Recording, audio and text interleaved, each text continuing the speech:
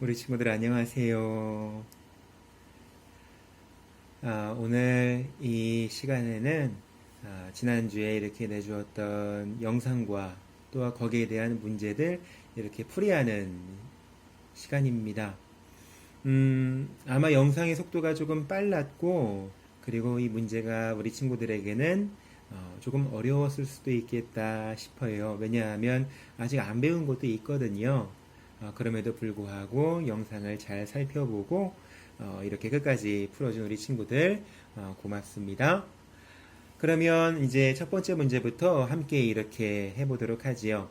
먼저 첫 번째 문제는 하느님께서 보시고 좋아하실 그림들을 골라보세요 입니다. 많은 친구들이 잘 풀어주었는데요. 정답은 세 가지입니다. 첫 번째는 이스라엘 민족들이 다른 나라로 끌려갔다가 하느님께서 도와주셔서 자신의 나라로 돌아와서 기뻐하는 그런 모습이지요. 두 번째는 하느님께 기도하는 모습이고, 세 번째는 하느님께서 얼마나 좋은 분이신지 노래로 이렇게 찬양하는 모습입니다. 나머지는 하느님에게서 숨거나 혹은 유혹을 받거나 다른 사람들에게 죽이거나 서로 싸우거나 혹은 끌려가서 힘들게 일하거나 하는 그런 어떤 모습들입니다. 우리 친구들이 주로 이렇게 잘못 체크한 것들이 있는데, 그것은 아담과 하와가 선악과 앞에 서서 선악과를 따먹고 있는 그런 그림이지요. 그림이 작아서 잘 안 보였을 수도 있는데, 이미 아담과 하와는 뱀의 유혹에 빠져서 하느님과 같아지려고 선악과를 이렇게 따먹으려고 이렇게 하고 있습니다. 두 번째 문제는 동영상을 보고 마음에 드는 사람의 이름을 한 명 적는 겁니다. 이제 친구들이 사무엘, 다윗, 솔로몬 등 여러 가지 이름들을 적어 주었는데 참 이렇게 잘 골라 주었고, 이렇게 이유들도 잘 적어 주었습니다. 근데 이제 우리 친구들이 각자 좋아하는 사람들의 이야기들을 이 영상을 통해서만 볼 게 아니고 성경책을 통해서 조금 더 자세히 읽어보면 재밌겠다 이야기해주고 싶습니다. 자, 세 번째 문제 우리 친구들 많이 어려웠지요. 영상도 빨리빨리 지나가는데 그것들을 기억하고 나서 순서를 맞춘다는 게 쉽지가 않았잖아요. 이 세 번째 문제에 대해서 한번 보도록 하지요. 먼저 하느님께서 세상을 창조하신 모습이 등장합니다. 이게 우주와 우리 이제 지구가 이렇게 등장하지요. 하느님께서 만드신 것을 보시니 참 좋았다라고 이렇게 성경에 나와 있습니다. 두 번째는 아담과 하와가 선악과에서 열매를 따먹는 모습입니다. 이들은 하느님을 거슬러서 하느님보다 높아지려고 했지요. 그만 뱀의 유혹에 빠지고 만 건데, 그 후에는 이제 세상에 죄와 죽음이 들어오게 됩니다. 세 번째는 노아와 그 가족들이 방주를 타고서 살아남은 모습입니다. 아담과 하와가 선악과를 따먹고 나서 이 세상에는 나쁜 사람들로 가득 찼습니다. 하나님께서는 이들을 없애버리려고 하셨는데, 노아라고 하는 사람만은 하나님 마음에 드는 사람이었기 때문에 그 가족을 살려주려고 하시죠. 방주에 태워서 비가 막 오는데 이 노아의 가족들만은, 그리고 또 하나님께서 이렇게 그 방주로 태우신 그 동물들은 이렇게 엄청나게 퍼붓는 그 비 속에서도, 홍수 속에서도 살아남게 되지요.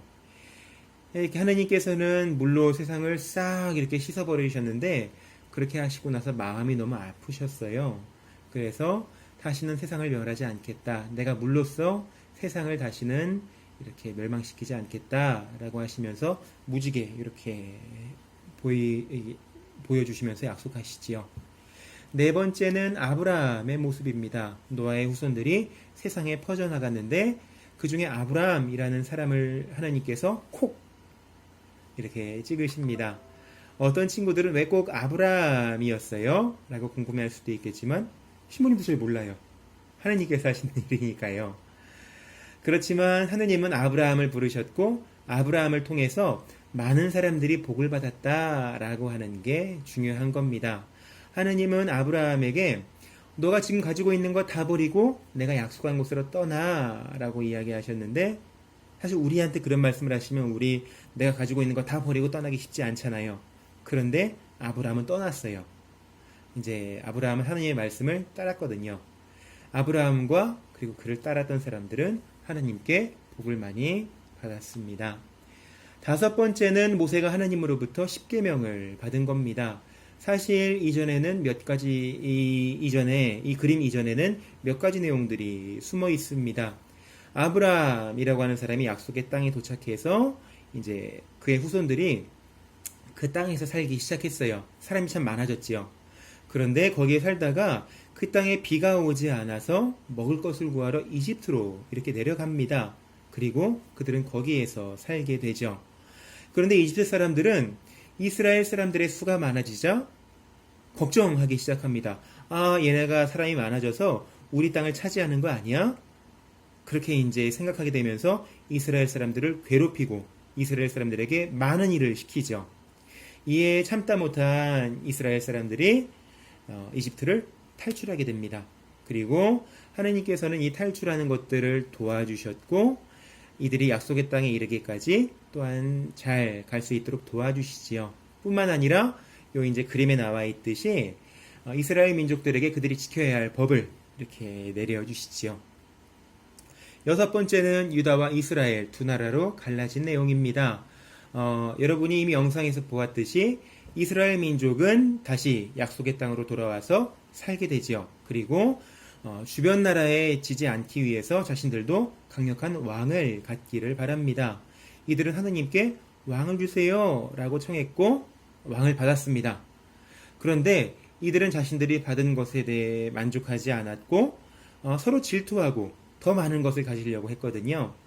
그러다 보니까 다른 나라랑도 친하게 지내려고 했고 강한 나라들 그리고 다른 나라의 신들도 섬기기 시작했지요.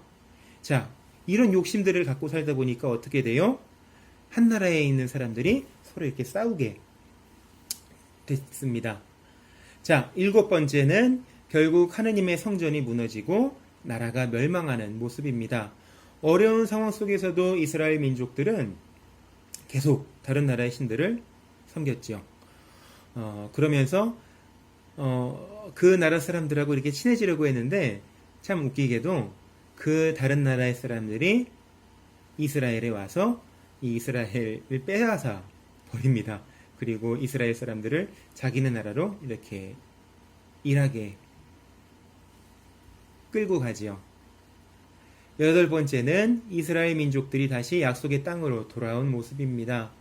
이제 나라도 없어졌고 다른 나라에 끌려가서 또 노동을 해야 되고 일을 해야 되고 힘들게 일을 해야 되고 참 힘든 상황이었겠지요.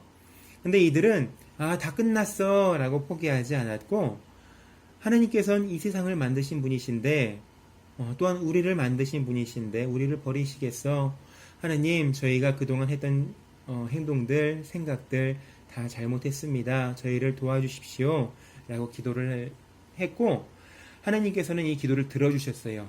그래서 하나님은 이 이스라엘 민족들이 자신들의 나라로 돌아오도록 이렇게 하셨습니다. 아홉 번째는 이렇게 별을 가리키는 그런 모습인데 가장 빛나는 별, 이 세상을 밝게 비춰줄 별, 바로 이 세상을 구원해 주시는 분 예수님을 기다리는 모습입니다. 많은 친구들은 그렇게 생각했을 거예요. 아니, 약속의 땅에 들어왔으면 다시 돌아왔으면 잘 살아야지. 그런데 그렇지 못했지요. 이들은 하나님을 거슬러서 이렇게 나쁜 행동들, 나쁜 마음들을 버리지 않았어요. 사실 땅에 사는 게 문제가 아니고 마음이 문제였던 거죠. 또한 이 이스라엘 나라 근처에는 여전히 강한 나라들이 많이 있었고 끊임없이 이스라엘을 괴롭혔습니다. 이러한 상황 속에서 이스라엘 민족들은 정말 저희를 도와주십시오 라고 이렇게 청하게 됩니다. 자, 예수님이 오시기 전까지 이스라엘 역사에 대해서 우리 친구들 이렇게 쫙 훑어보는 시간들을 가졌습니다. 자, 네 번째 문제. 하나님께서는 이렇게 말 안 듣는 우리를 어떻게 도와주려고 하시나요? 라고 이제 이야기해 주었습니다. 이야기 이제 하고 있습니다. 여러 친구들이 잘 적어 주었는데 하나님께서 우리에게 착한 마음을 넣어 주세요. 또는 하나님께서 우리를 계속 지켜주세요. 또는 하나님께서 우리에게 하나님의 법을 알려주세요. 라고 이렇게 적어 주었습니다. 문제 밑에 나와 있듯이 예레미야서에는 이런 성경 말씀이 나와요. 나는 그들의 가슴에 내 법을 넣어주고 그들의 마음에 그 법을 새겨주겠다 하는 얘기죠. 이제 우리들은 하나님의 법을 알면서도 잘 못 지킬 때가 있죠. 우리 마음에 나쁜 마음이 있을 때가 있다고요. 여러분이 나쁘다라고 하는 게 아니고 우리가 종종 유혹에 빠질 때가 있다라고 하는 겁니다. 언제 그러는가 한번 생각해 보면 첫 번째로 거짓말 할 때가 있죠. 혼나는 게 무서워서 혹은 뭐 다른 친구들한테 나를 좀 더 좋은 사람으로 보이기 위해서 거짓말을 할 때가 있고요. 또 두 번째로는 핸드폰을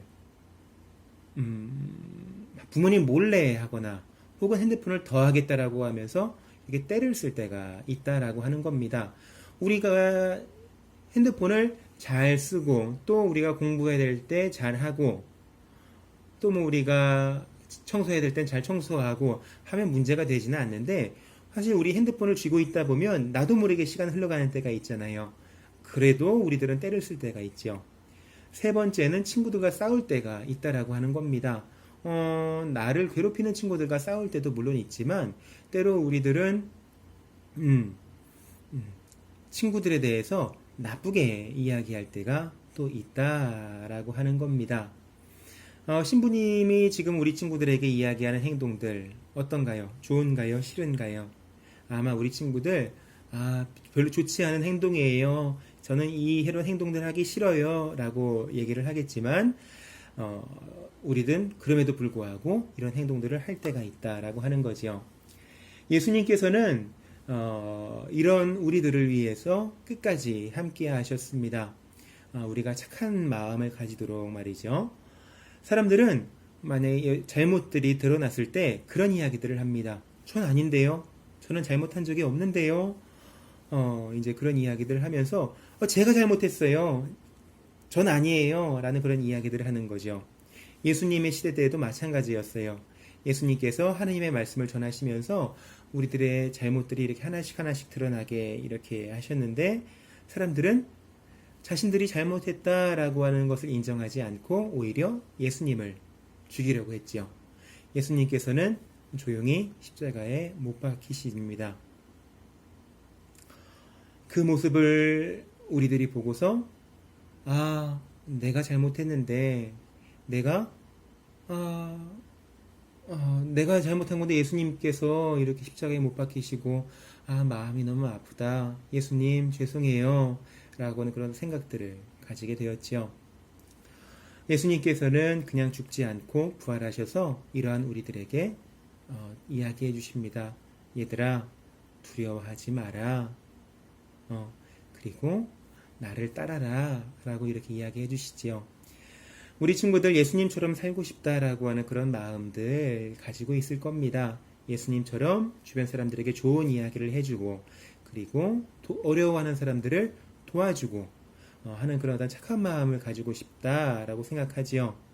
우리 친구들이 이야기한 대로 하나님께서 우리를 어떻게 도와주시냐? 착한 마음을 넣어주시는 거 맞네요. 우리 친구들 지금까지 이렇게 문제풀이를 했었는데 이렇게 성경 배우는 게 재밌죠? 어떤 신부님이 말이 조금 빠르고 아직은 좀 어려운 내용일 수도 있는데 또 이제 차근차근 우리 친구들이 좋아하는 사람들에 대해서 이야기하는 시간들 가져볼 수 있으면 좋겠습니다. 네, 여러분 잘 지내고 안녕히 계세요. 건강하세요.